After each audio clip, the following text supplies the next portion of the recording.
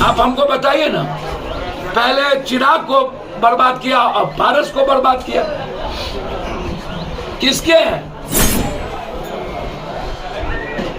खुद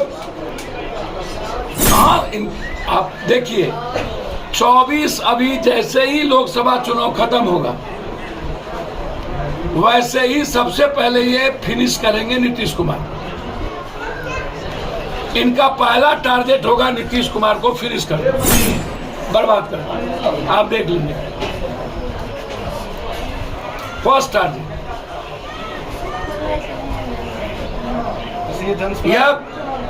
यह व्यक्ति सबसे ज्यादा खतरनाक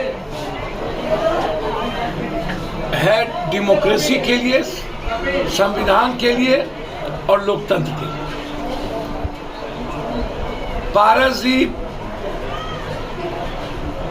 एक सिविलाइज्ड आदमी, और उनको आप इस तरीके से बर्बाद किए, उनको तो लड़ा देना चाहिए महागठबंधन।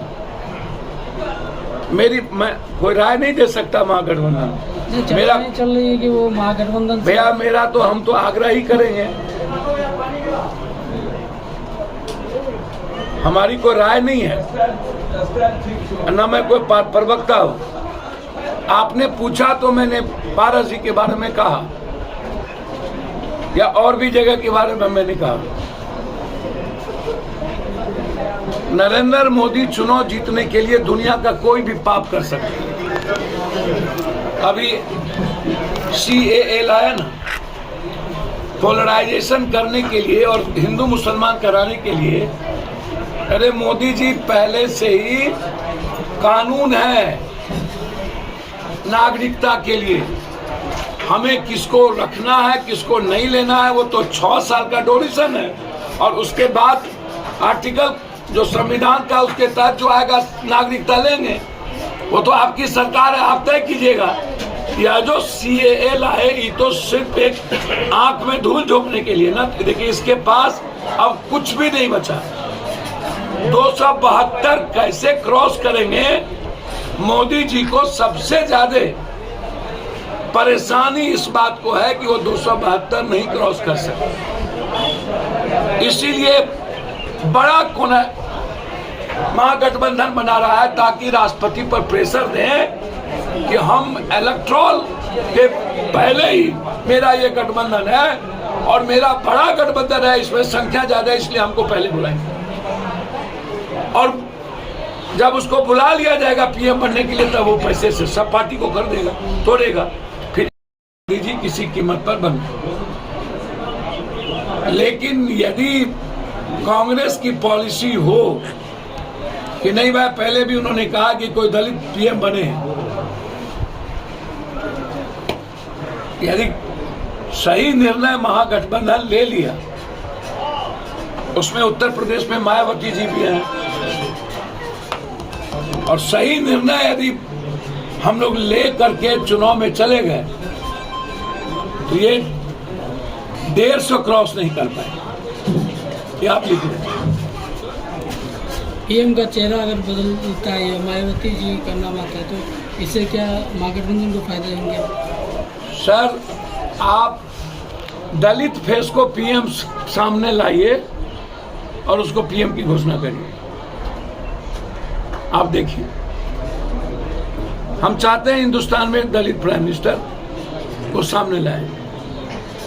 मायावती जी भी हो सकती है, क्यों नहीं हो सकती? खड़गे जी भी हैं, साउथ में UP में मायावती जी हैं। इसका देश पर असर पड़ेगा, सारे देश के दलित एक होंगे, और आप 27% को दरकिनार नहीं न कर सकते। 23 और 27% है ना, जोड़ लीजिए। एक नरेंद्र मोदी जी परेशान आत्मा है, छोड़िए उस पर, सबको बर्बाद करने में उनकी भूमिका रही। किसी भी गठबंधन को वो सही नहीं रहने देते हैं, ये समझने की जरूरत है। ऐसे में सीट शेयरिंग को लेकर कहीं न कहीं इसमें पेच फंसा हुआ है। हाजीपुर से पशुपति पर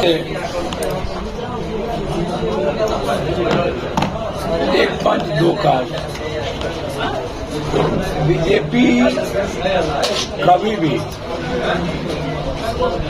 इस्तेमाल करती है और फिर भी यूज एंड थ्रो। कभी भी बीजेपी किसी का, और खास तौर पर जो ये दो जोड़ी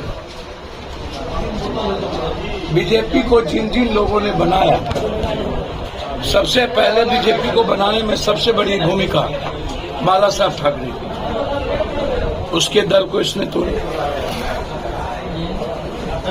उमा भारती, मुरली मनोहर जोशी, हिमाचल के पूर्व मुख्यमंत्री सुषमा स्वराज, अरुण जेटली, अडवाणी, गोविंदाचार्य, संजय जोशी,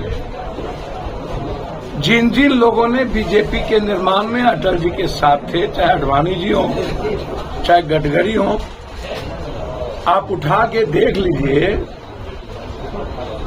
कि इन दोनों व्यक्ति ने, रितंबरा हो कोई हो, उसको बिल्कुल जितने ताकतवर और बीजेपी के थिंक टैंक थे, उनको दूध की मक्खी की तरह इन्हें परेशान करके कुछ लोग मर गए। जो लोग का कोई विजन नहीं है, जो लोग बीजेपी में कभी भूमिका नहीं रही, नरेंद्र मोदी जी के साथ आप उठा के देखिए। लेकिन नरेंद्र मोदी जी के बारे में मेरी मान्यता ये है, इससे कमजोर, डरपोक और इससे मजबूर प्राइम मिनिस्टर मैंने दुनिया में इतना डरपोक है कि पुलवामा का सहारा लेना पड़ा। सर, कोई भी आदमी पुलवामा जैसे चीजों का सहारा, कभी राम मंदिर का सहारा, कभी पाकिस्तान का, कभी हिंदू मियां का, और अब वो सहारा क्या लेते हैं? कभी भी डायरेक्ट ये चुनाव नहीं जीता। मध्य प्रदेश में इन्होंने कांग्रेस को तोड़ा, कर्नाटक में कांग्रेस को तोड़ा, अजीत पवार जी के बेटे को तोड़ा। हमेशा पीछे से ये वार करता है।